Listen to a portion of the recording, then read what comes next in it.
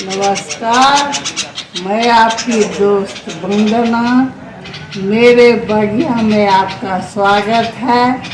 आज मैं आप लोगों के बीच नन्हा बुलबुल को लेके आई हूँ, जो कि उड़ने के लिए अब मुस्तैद है।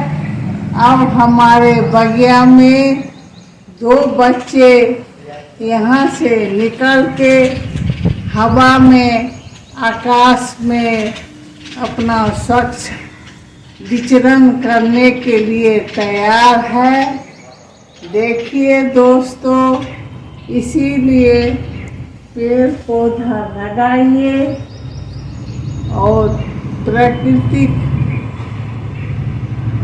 जिसे कि आनंद दे